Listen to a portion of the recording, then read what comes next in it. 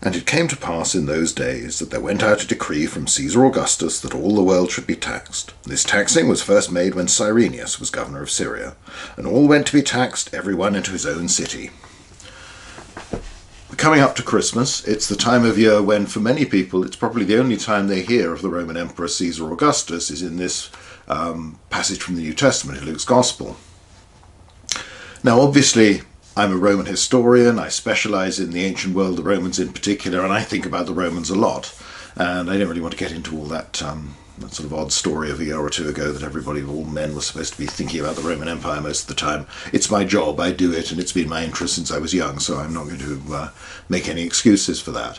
But I thought it might be useful. We can talk a little bit about this passage and how we get evidence from the ancient world and how we understand that. And then in a more general sense, let's just talk about the evidence for the nativity. For those who are interested in the historical background, what the sources tell us, which is frankly not very much, and then how we try and understand this. Now, I'm judging from some of the impassioned comments I've had on the videos about the Pontius Pilate's bodyguard and which troops were at the crucifixion and all this sort of thing. This is obviously a big problem for a lot of people. All I would say is that just listen to something like this or look at something like this. You don't have to, but on the basis of here's evidence from the ancient world, what do we make of it? How does it fit with our other evidence, or how does it not fit with our other evidence? Because essentially those two videos are about what was the Roman garrison of Judea under Tiberius round about AD 30, and for a little bit either side, and then what that tells us about the Roman army. That's the significant bit. So here we'll say that obviously I would think most people know that the timing of Christmas is based upon other pre-Christian festivals. There's no reason otherwise why it's in December for us. No other sources outside the New Testament sources mention the birth of Jesus until much, much later, and you're looking at them and you think, well, these must be wholly, pretty much, or at least virtually entirely dependent on those gospel accounts, and only two of the gospels talk about this anyway out of the four. So there's not really any independent evidence beyond that. Shouldn't really surprise us. There doesn't tend to be a lot of evidence about the birth of individuals unless it's quite significant. You have, for instance, uncertainty about which year Julius Caesar was born. So we tend to put it down as 100 BC. That's the one that fits most easily into all the other evidence we have, but some people would say it was 101, some 102, so although we've got his date of birth, we don't know the year. And the same could be said about Mark Antony, Cleopatra, we don't know when they were born. We're guessing. We can sort of narrow it down to a range of a couple of years, but it's never as precise as that, because the sources from the ancient world just don't really work that way. They're not about providing that sort of detail. And there are a few stories about Augustus's birth, interestingly enough, but that's more to do with the success he has later on. And then people in the ancient world were very keen on the idea of there being omens that would demonstrate that somebody would go on to do great things. So you have this sense of precocious ability within Augustus, and the baby Augustus goes off crawling and appears, gets lost in the household, ends up at a high tower almost in the family house, or a high room. There's a story about that. Whether it has any basis in fact, any parent will know how quickly, once a child starts to crawl, how they can shoot away. But nevertheless, it seems rather convenient that he's there watching the sunrise, or I can't remember I think it was sunrise. And it's this idea that you've got something exceptional. But it is worth remembering, these are the big names of the ancient world: Caesar, Augustus, Antony, Cleopatra, people like that, and there's so much we don't know. On the whole, ancient sources don't talk a lot about anybody's childhood, and if they do, it's for those sorts of stories that are supposed to foreshadow what's going to happen later on. So if you're trying to work out the date of when the Gospels are claiming this event happened, you have the Gospels and nothing else to go on, primarily, because you can talk about other things, but they're the only ones that are claiming this happens at this time. Of those, it's only Matthew's Gospel and Luke's Gospel that actually describe the Nativity, and dating conventionally of all the Gospels is the latter part of the 1st century AD for them being set down in writing. So the established wisdom, such as it is, the orthodoxy is that Mark's gospel comes first, it's the simplest, it's the shortest. Because this talks about the destruction of Jerusalem and the temple as something in the future, it's assumed that this would only have been written after this had happened. Therefore, convention is, well, it must date post-70 when Jerusalem's destroyed. Maybe, but you'd have to argue that that would rule out quite a lot of H.G. Wells and Jules Verne's writing and that sort of thing, because people have predicted something that turns out to be very close to what actually happens. I'd also say within the Jewish tradition you have this apocalyptic genre that you get reflected in some of the Dead Sea Scrolls and this sort of thing that talk about these great battles. And so it's not human imagination, even if you're removing any supernatural element, is capable of dreaming up these things. So it's a convenient way for scholars to think and to assume, and that means they can date things, but actually nobody really knows. I think the end of the 1st century is very definitely as late as it could be to make sense of other references and when the influence, but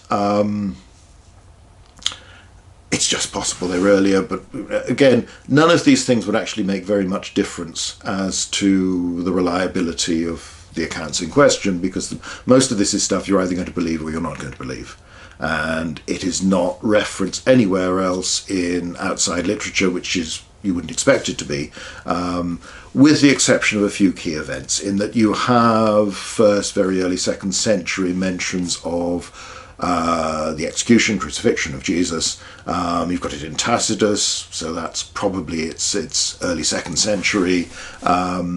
Josephus, you have the famous Testimonium Flavianum, who's writing in the mid to late 70s AD, talks about this. There is a vast literature on the subject, and I'll put in the comments something where if you want to start off finding this. But I remember even a couple of decades ago they had a bibliography of works relating to Josephus and his writings. The section on this just very brief couple of passages was immense, and it doesn't really get you very far. It's very clearly a passage that has been partly tampered with later on, because some of it clearly is something that somebody Jewish in the 1st century just isn't going to say.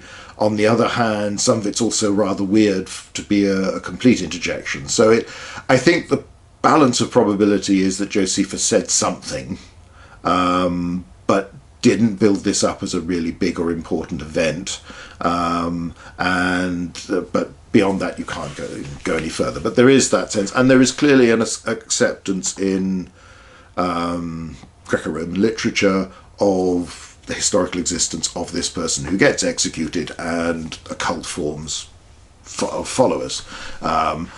Beyond that, it's harder, but you're getting into, by the 2nd century, as time goes on, you start to get the Christian apologists and Tertullian and the sense of this debate back and forth. But nobody then is actually trying to say, oh, this person didn't exist. But it's very much a question of, well, okay, what did they do, who were they, and what do you want to believe about them? It's that sort of thing.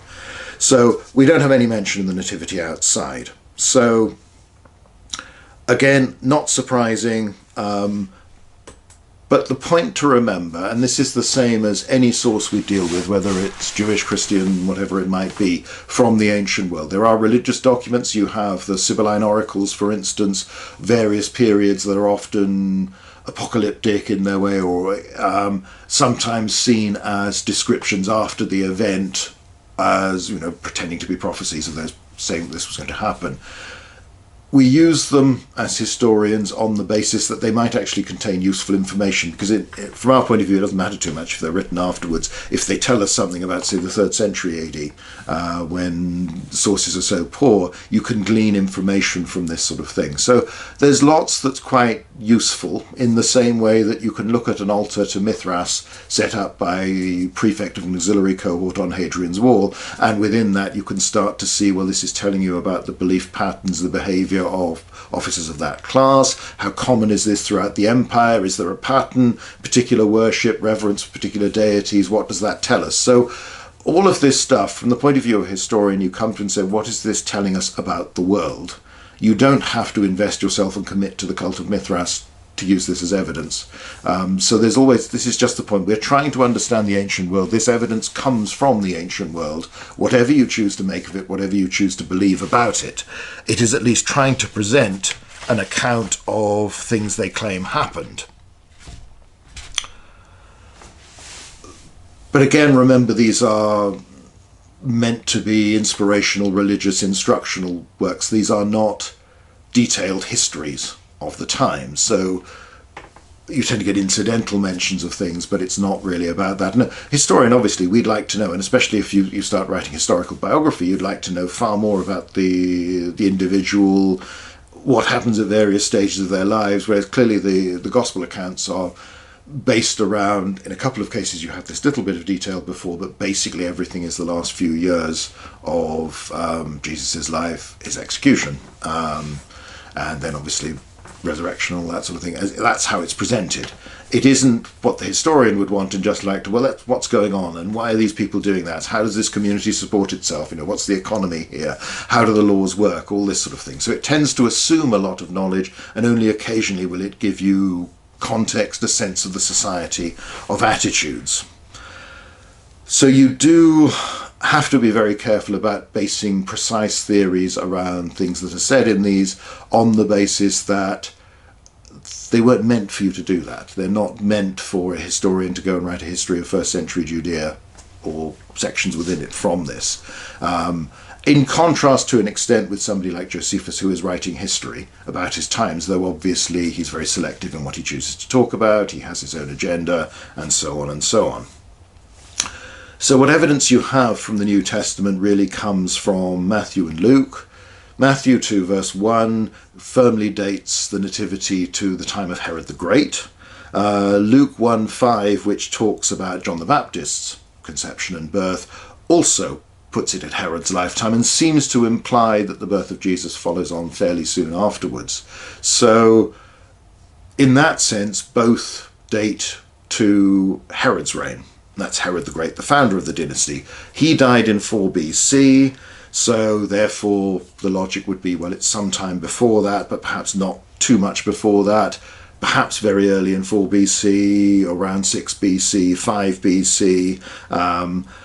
There is a theory, you've had one about the position of the stars in 7 BC might have seemed particularly significant to Zoroastrian astrologers, who are the most likely candidates for the Magi that appear in Matthew's account. So,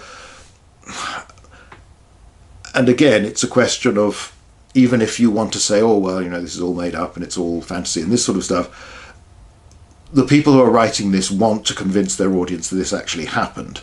So the odds are they're going to try and make something as convincing, as plausible as possible, within the limits of their own knowledge, within the limits of their audience's knowledge. So we take what we've got, we try and work from it, but none of this is terribly precise or useful. Thank you, Gussie. Gussie has just come and swept away my page of notes with his tail. And now you'll sit there beside me and preen yourself again. Right, so any of those dates, though, would fit with the idea of somebody living for about 30 odd years and then being executed under Pontius Pilate, who's governor from 26 to 36 AD. So they sort of fit. There's an internal coherency to what's going on. The problem then comes when you look at the passage we started with, and a decree went out from Caesar Augustus and Quirinius as governor of Syria, because Luke 2, 1-2 poses a problem, since it talks about this decree from Caesar Augustus that all the world should be taxed, and Quirinius as the governor. Now, there is no other source that talks about any single decree by Augustus saying, I'm going to tax the world, or I'm going to tax the empire, which presumably is what is meant by this.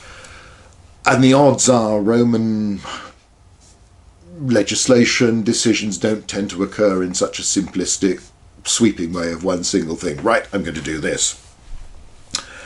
It doesn't mean that we can say with 100% certainty that Caesar Augustus never did that. However, it does mean that the immense balance of probability is that this does not reflect historical reality in a simple sense. On the other hand, again, this is a reminder that this is not meant as a document. On the other hand, from the perspective of somebody living in the provinces, and Judea is becoming more, under Augustus, more definitely organised as a client kingdom but part of the empire, with Herod appointed by Augustus, because he'd been appointed before by Antony, but Augustus confirms him in his post, and he builds the city of Sebaste, which means Augustus.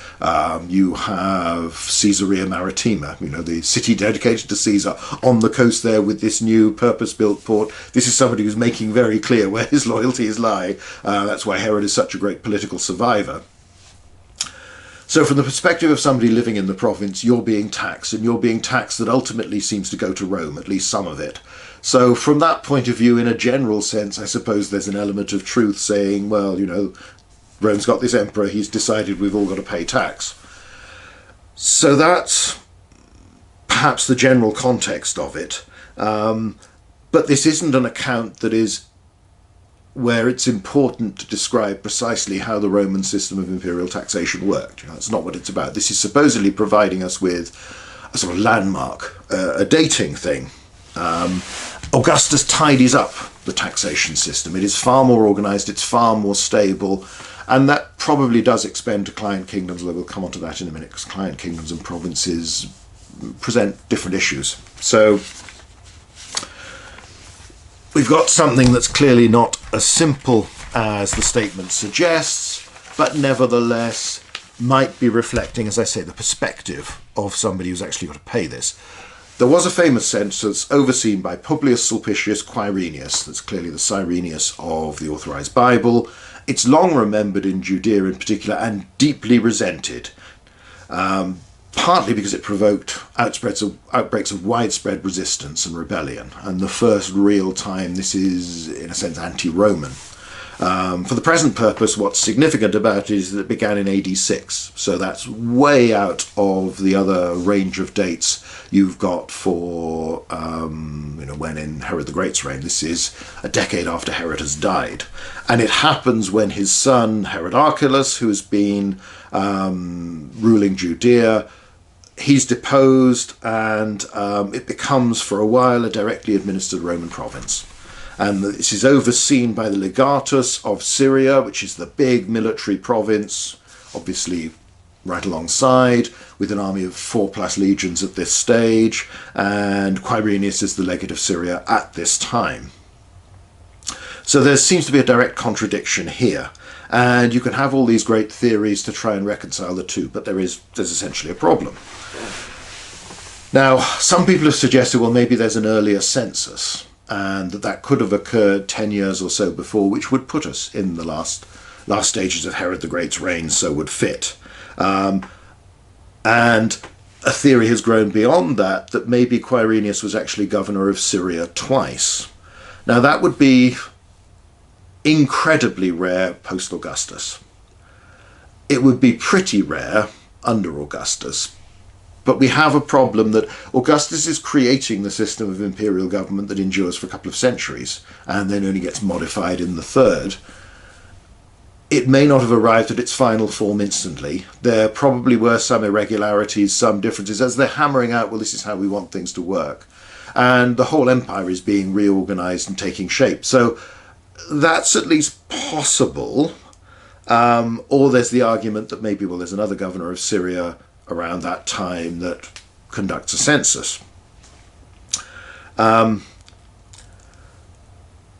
Publius Quintilius Varus, that's the same man who's going to be in command in Germany in AD 9 and get killed by Arminius, or wounded by Arminius, and then commit suicide in the Teutoburg Wall disaster that destroys Legio 17, 18 and 19. He's the governor of Syria in 4 BC. He is the man who responded to the discontent, the upheaval when Herod died, because Herod had never been terribly popular, and there was also a sense of what's going to go on next. His family was not particularly popular, but Herod goes in, carries out some mass executions, is fairly brutal, stabilises things from a Roman perspective, and there's a couple of interventions, then goes out. Now, you could say, from the point of view of somebody Greek and from the Eastern Mediterranean, the Greek-speaking part of the world, Quintilius, Quirinius, is it just the same? You confuse the names because it's some weird exotic Roman name. Maybe, but again, that's quite a leap of faith, really, to have that. but possible. Before him, before Varus is governor of Syria, there seems to have been Caius Sentius Saturninus, who's governor since about 9 BC. So there's not a lot of a window for Quirinius to be around earlier on and then go back to Syria. Again, something that I say is just about possible under Augustus, though very, very unlikely later on. The dates are pretty reliable for 9 BC for Saturninus and 6 BC for Varus. The only problem is that's part of the time when Tiberius is in voluntary retirement and exile. The dating of events in those years is actually rather shaky. The sources are extremely poor for this period when Gaius and Lucius are coming to the fore, and there's a sort of element of limbo almost. It happens. It's survival. We don't have Dio in detail for those years. We don't have anything else. So we have a few fragments, and we're basing this around deduction, inscriptions, this sort of thing. So while Tiberius is on Rhodes, things are a bit vague. However, you have to start stretching things to get Quirinius in as governor of Syria during the lifetime of Herod the Great, between these other two, in the right sort of time. I suppose the only sort of scenario might be if a governor had to leave or even die early, or even died in office, became unfit or something like that, that a temporary governor would be appointed. There are a few cases of this later on. You assume they'd always want there to be somebody to do the job. So you could do it that way, but it's a bit of a stretch. And then to have him carrying out a major census, it's all got to be compacted into a very short period of time. So it's quite difficult. The truth is we don't really know what's going on. So it would be, somebody who's there for a few months, and then his name, perhaps because he's later on associated with the big census in AD 6, that provokes even more rebellion apart from the stuff that had come after the deposition of Archelaus. It's deeply resented, this period of imposition of direct Roman rule, that his name simply becomes associated with it. The only thing is, again, Quirinius does seem to have been in the wider area. There's a chance that he was governor of Galatia, for instance, around about this time, which can then, you could say, well, if there's a problem, if there's a sort of interregnum for the governor of Syria, then do we either join two provinces together briefly or appoint somebody else or whatever? But there's no evidence for that. These are simply hypothetical possibilities, and it's unwise to base too much on that sort of reasoning. Just consider the possibility, but don't put any weight on it, because we don't really know. He's with the staff of Gaius Caesar when he's given Maius Imperium Proconsulare in the eastern part of the Mediterranean, the Eastern Empire, to deal with affairs with Parthia and various other things. So he's on his staff, so he is seen as somebody worth sending to the area, somebody important. But there's no direct involvement of any involvement in a census or anything like that at that point. As far as Josephus is concerned, and on this sort of thing, this is far more reliable evidence. The AD 6 census was overseen by Quirinius, and it was the first Roman census in Judea, remembered as a deeply traumatic event for all sorts of people. So an earlier one directly imposed by the Romans seems unlikely. On the other hand, if you look at Gaul, we know of a census in 27 BC, a census in 12 BC, another one in AD 14. So, they're more than 10 years apart, but nevertheless they are relatively regular. On the other hand, the Gauls are directly ruled Roman provinces and not allied client kingdoms at this time. This sort of census, by the way, is different to the traditional Roman census that was just of Roman citizens. There are clearly, under Augustus, as part of his tidying up, sorting out the empire, trying to work out on, how to levy tax on what, where, what sort of property exists, what's going on, essentially, Basically, somebody official from some level starts asking you questions about what you own, with the clear implication that you're going to have to pay as a result of this. So it's not something anybody particularly likes. but this is an extension of everyone. This isn't just Roman citizens. The big problem is when we come to talk about allied kingdoms and client kingdoms, there is a temptation to say, well, they must be very different from Roman provinces. Truth is, we don't know. There's clearly a lot of continuity in Roman Egypt, where you can see Ptolemaic forms of administration, taxation, levy, that sort of thing, continue on under the Romans, because it makes sense. That's what people know how to do. And bear in mind, Roman government is based around getting the locals to do as much of the work as possible, and having as small a bureaucracy as possible, because you don't want to pay for it and you don't want to get your hands dirty and just do all the work. So if the locals will do it and you just supervise at a higher level, that's absolutely fine. Which means there is a tendency for continuity with earlier patterns of doing things, because that's how people are used to it.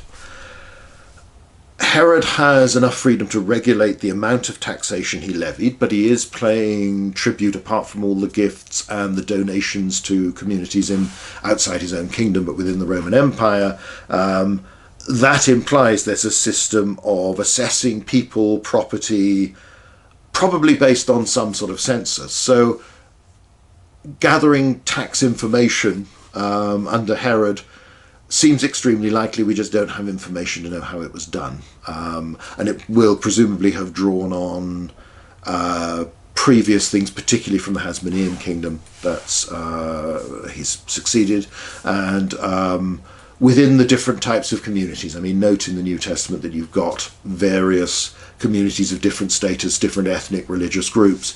They've probably all got their own rules of doing things. And again, within an allied kingdom, you might well go to the city and its surrounding area and say, well, I want you to sort this out, but I need this amount of tax, or show me what you've got and I'll look at it, I'll scrutinise it, and I'll decide what's fair for you to pay to me, this sort of thing. So we just don't really know how these things work. So was it a requirement for people to go and register in their home community?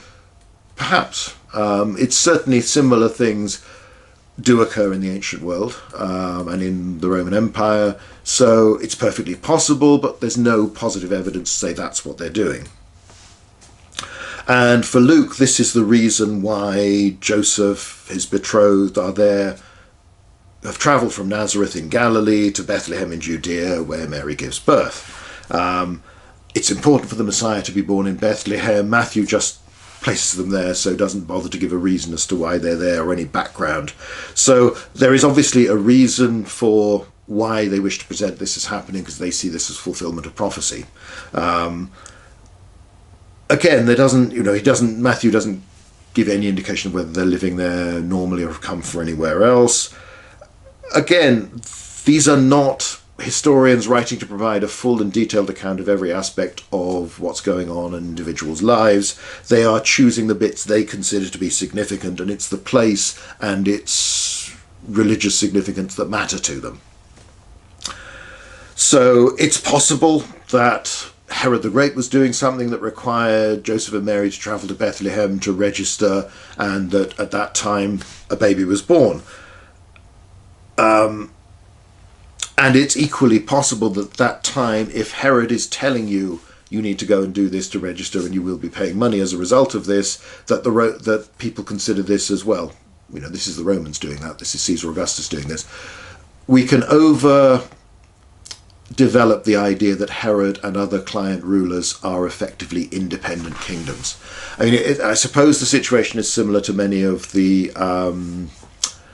Indian principalities that cover the majority of the country in the British Raj, that do their own things, but nevertheless they are clearly, the British are there on top and can order them around if they feel like it. It's just that most of the time they don't feel like it, and don't have the capacity or the will to intervene. Herod the Great is appointed king by Augustus and only stays king as long as Augustus says so. He is also given a very unusual right to appoint his own successor, or choose his own successor, which is the background to all the machinations and murders that Josephus talks about within the Herod's extended family.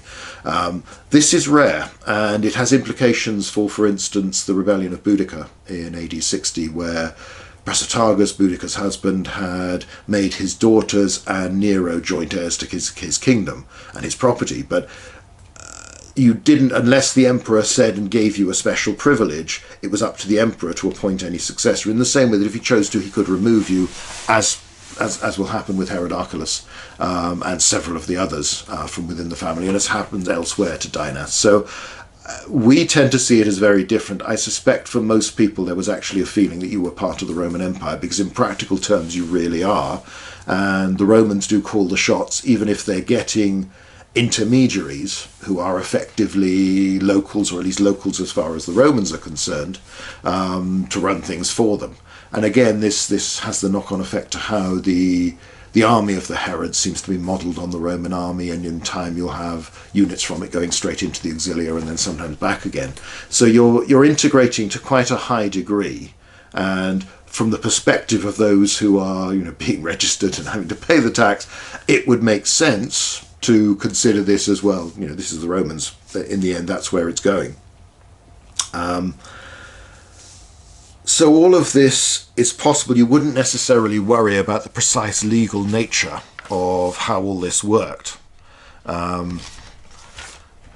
So again, there is a big problem, though, is that we really do not know what's going on in most of the client allied kingdoms of the Roman Empire much of the time. You hear about the great events for somebody like Herod and the machinations because we've got Josephus, the Antiquities in particular, and to some extent the Jewish War. There are other similar monarchs in North Africa, in the wider Middle East, Commagene kingdoms like this, where we know very, very little about what's going on. But the key thing is in all of them is that the Romans consider these to be part of the empire, and they will appoint kings, depose kings as they feel it suits their interest. And as I say, there is this great restriction on, you can't just say, well, I'm the king of Judea and I'm going to make my favourite son king after me. You only do that if the Romans let you, in a very clear way. It isn't something where you just think, oh yeah, it'll probably be all right. You have to get permission. But again, all this takes us to say that, well, there's possibilities that could fit with what's in these accounts, but it remains conjecture. From the perspective of somebody writing in the later 1st century AD, which is where, by convention, we're dating Gospels like Luke's, then mention of a census probably would bring to mind very quickly the census of AD 6, carried out by Quirinius. But then, so it's harder to believe from that there'd be a direct connection between that census and earlier censuses, other than when the Romans imposed this, as I say, they're going to draw upon all the pre-existing ways of doing things because it's simpler. They really don't want to have to put in an administrative structure from scratch if they can make the existing ways of doing things work to their contentment, their satisfaction. So it's quite probable this is drawing on tax structures that already exist under Herod and probably existed under the Hasmoneans. As I say, there are clear parallels to this in Roman Egypt. One of those rare areas where we get a sense of what it was like, but of course there's no, after Cleopatra, there's no dynast involved, and this is a slightly peculiar province because it's ruled as an imperial property by a prefect rather than by a senatorial legatus. So that you get the impression from both the Gospel writers, Luke and Matthew, both seem to date things to the last years of Herod's reign, or the time of Herod the Great. So I think you still come back to this idea that we're talking 6 to 5 BC, maybe 4 BC, that sort of time. Possibly Joseph was there with his wife for a census. He had gone to Bethlehem, and that's why things happened there. But again, we don't know. We have no independent evidence for any of that. Matthew's account seems to suggest they stay there for some time on the basis that when the order is given for the Massacre of the Innocents, it's male children under the age of 18 months. So that suggests they've been. This isn't all. I mean, that's one of the problems, again, the way when you turn something into a festival and you get Christmas carols and nativity plays and all this sort of thing, it's all compacted into a few days of events rather than a much longer period. The appearance of magi, wise men from the east, that does fit with evidence we have for regular communication and people travelling from The Parthian Empire, which is effectively where they're going to be coming from, if we're assuming they're from Babylon, that sort of region, or Zoroastrians from any of the Iranian areas, then, for instance, the Jewish community from Babylonia sends every year a large deputation with offerings to be made at the temple in Jerusalem, and people have no problem. Neither empire has any problem about these groups of thousands of people carrying lots of money, coming from one empire into another to worship in an allied kingdom. Herod will write to the Parthian king of kings on behalf of Jewish communities in Babylonia. Refugees come in from the Parthian empire and settle in Judea. Some of them are taken into the Roman army. So this sort of communication, in the same way you will have the trade that in later periods will be very much... it's already there at Palmyra, but it develops even more, becomes more prosperous later on, where armed convoys and armed caravans are going from one empire over the borders into the other one and coming back afterwards. Nobody has any problem with that. So the idea of people travelling from one empire to the next is fine. That certainly fits. And this sense of there being an interest in what's going on. Bear in mind that whole area from Syria through to the Tigris-Euphrates. Seleucia on the Tigris is probably the third biggest Greek city in the world. And as I said, there's big Jewish communities there as well. So there's a lot of connections, a lot going on. And these are not modern states with very clear fixed borders. They know where the borders are, but they're not rigid. People can pass between them. So that's okay. That's perfectly possible. It's also when in Matthew's Gospel you have Joseph and Mary in the Jesus go off and seek refuge in Egypt. Makes a lot of sense because there is a very large Jewish community in Egypt. 1/4 of Alexandria, the city, is largely Jewish. So you can go somewhere where you have a community that you understand, where you're likely to get work. And again, moving around and that sort of thing, that does fit with all the other evidence we have for how the Roman Empire, the ancient world, works. So that sort of thing, yep, fine. That makes sense. Again, to say that it's plausible doesn't mean that you're proving that all these things actually happened. And the details that we have, we're picking out little details from quite brief passages that are only minor parts of the overall books in question. And there simply isn't enough supporting information from Judea in those years with its relationship to Rome to prove or disprove them. So we need to avoid being dogmatic. We need to avoid saying, oh yes, I've absolutely proved all of this, or I've disproved all of this, because there is a lot we simply don't know. And these would be very minor details. There's lots we don't know about what Augustus is doing, and he is really big and important. There is a tendency, because of the emotional element, that anything to do with a biblical story or using the Bible as a source, whether Old or New Testament, people get more worked up about it and they apply a different standard of evidence, partly because they want to say definitely this happened or this didn't happen. In most cases with the ancient world, you cannot be as precise as that. You say, this is our evidence, this is what we suggest, this is how we understand it, and balance of probability suggests this, but we might be wrong. So you have, for instance, you'll often get people saying, well, from Matthew's Gospel, the Massacre of the Innocents, where Herod sends out soldiers to kill all these male babies, didn't happen. Well, all we can actually say that's clear is that this is the only source. Matthew's Gospel is the only place where this is mentioned. Doesn't appear in Josephus, certainly doesn't appear in any of the wider sources for the era. But again, those sources are particularly poor at this time, and it's not the sort of thing. Roman accounts of what's going on in provinces tend to focus on periods of some crisis, some problem, some rebellion, or perhaps the build-up to explain why this happened, or something dramatic. But most of the time we don't actually know what's going on in most of the provinces of the Roman Empire, even when we're dealing with a period with fairly good sources, which this isn't particularly, and let alone when we go into some of those eras like the 2nd century AD, when we just know next to nothing about what's happening everywhere. It's significant perhaps that Luke doesn't mention this, but there again he talks about stuff that Matthew doesn't talk about. That Josephus doesn't perhaps is more significant, although, again, he does not provide an account of absolutely everything that happens in Judea in the period he covers. Bear in mind the Antiquities goes back to, basically covers the Old Testament in presenting it for a Greek audience to some extent and trying to explain Jewish culture, Jewish identity, Jewish traditions for a world that didn't really understand them, and obviously present them in a way that's favourable.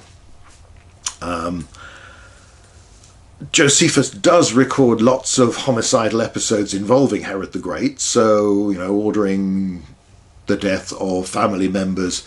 He does that fairly often. You'd suspect he didn't have much problem ordering the deaths of anybody else. He certainly does this frequently enough. You have the joke attributed to Augustus that he'd rather be Herod's pig than his son, because your life expectancy was a lot better. So again, it's not out of character with how Herod is presented in our sources, particularly in his later years.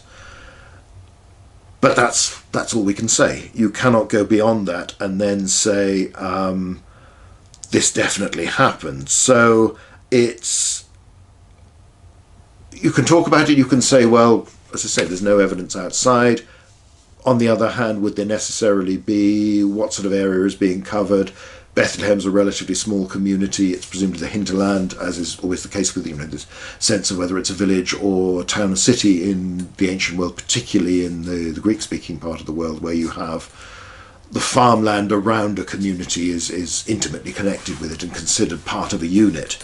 And then you'd have to look at what the population was, what the likelihood was of how many children there would be of that age and how many were not hidden, managed to escape. But again, this is all conjecture. You have Matthew's Gospel that says this happened. That's all the evidence you have. Beyond that, you don't know. So, from a historian's point of view, that's the way you have to proceed. You have to look at evidence and say, well, that's what we have. We can, in some cases, corroborate it. In many cases, we cannot. We look at the nature of the source, the date of the source, and then leave it at that. To say, unless you've got clear contradictory evidence, say this didn't happen, it's going too strong to sort of just dismiss it altogether. On the other hand, to say, well, absolutely, we've got 100%, we can be sure this happened, that's not good historical method in how you study the past. You have to just present it and say, here it is, it's up to you what you choose to believe, because we can't prove it one way or the other. And this is something that I've been reminded of continually when I've written on, say, Augustus or Caesar, Antony and Cleopatra, the biographies in particular, let alone more general history. There is so much about the lives of these individuals who left a very strong archaeological footprint, particularly with Augustus, to some extent with Caesar. There's coins, there's inscriptions, Augustus' image is absolutely everywhere. Mark Antony's far less so, but there is some evidence. Cleopatra, fairly shadowy when you come to look at physical traces of her. So there's a few documents, there are a few inscriptions, and you have the ancient sources, and you have to rely on those being broadly accurate to confirm this. But if you, from a historian's point of view, you look at any evidence from the past, and when you're trying to understand, well, this is the basic thing, this happened, or this didn't happen, or maybe this is how people understood what was going on, you have to take everything and then just try and assess it. So all we can really say at the end of this is where we started. The only evidence, the only information you have about this comes from the Gospel accounts. There seems to be some sort of contradiction between what Luke's saying in chapter 2 compared to what he said in chapter 1 and what Matthew's saying elsewhere. Overall, the impression is that both of them are imagining or saying that, as far as they're concerned, this event occurred in the last years of Herod the Great. And then the Quirinius thing seems not to fit with that, so what do you choose to make of that? With all of these things, it'll be a question of faith. You can either choose to believe or not. You can't use history to come in and say dogmatically this happened, this didn't happen, because there simply isn't enough evidence. And if you want to, you can be highly skeptical of all of this, and that's a perfectly legitimate viewpoint. On the other hand, it is always the case with any source from the ancient world that if you reject the only source you have, then you have nothing else to put in its place. So there is no real doubt in the ancient world, certainly the surviving literature, until very, very late, that Jesus wasn't a historical figure, hadn't been a real person who'd lived, done stuff, preached stuff, been executed. Beyond that, obviously, there's considerable room for what you choose to believe or not. But the Romans never come at this Christian cult and say, "Oh no, you're just this is all your leader never existed." So that viewpoint that's occasionally taken by it tends to be more sort of journalists when they write history and this sort of thing, who haven't done their research. It's extraordinarily improbable, and you could just as easily argue that Cleopatra didn't exist, or even to some extent many notable Romans and Greek figures, because there's nothing physical for most of them. And Alexander the Great, most of the evidence written about him is set down 500 years after his death, so 400 in some cases, 450, a long time. Arrian's writing in the 2nd century AD, Alexander's dead in the 4th century BC. So understanding the ancient world requires us to try and make the most of all the evidence we've got, because it's never going to be enough, and it's going to leave so many gaps and so many problems. So that's a historian's take, is that essentially we don't know any more than we get from the biblical accounts. You can choose to believe them, you can choose not to believe them. I hope I've provided some context for how we look at this and the limited extent to which our background information fits or doesn't fit with what we're seeing. Again, I started with all of this, and it's based on an appendix I have in my biography of Augustus, because that passage and a decree went out from Caesar Augustus. As I say, I think often that's the only time a lot of people hear about Augustus, so I'm always keen to push anything which gives us a connection with the ancient world and the history I find so fascinating. And so that's it. As I say, I hope this has been of interest. We're going to be having some more. This is a mixture. This Q&A session is some of the Qs I've asked myself, or thought of, because I thought that would make a nice shortish video. But I thought I'd put things in that have some relationship to this time of year. As I say, we've got a good mention of Caesar Augustus, so I don't know whether people will be too busy with family things over the festive season, or so that they won't be watching YouTube, or maybe YouTube will be a nice distraction while you're doing something or listening. But there we go. It's, as I say, one of those appearances of a Roman emperor who deserves an awful lot of attention, who was a critical figure within the history of Rome and through that the wider history of the world. But perhaps this is the only time some people hear of him, so maybe if they're inclined to wonder through and to watch this sort of thing about what we can say about the history of this one particular thing, this question of taxation and census, then maybe that's of interest. Maybe that starts to spark some interest in the wider history of the ancient world. So anyway, however you've approached this, whatever you feel about the way I've dealt with it, I've tried my best to be balanced, to look at the evidence and explain the little we know, the great deal that we don't know. But anyway, thanks for watching. Bye.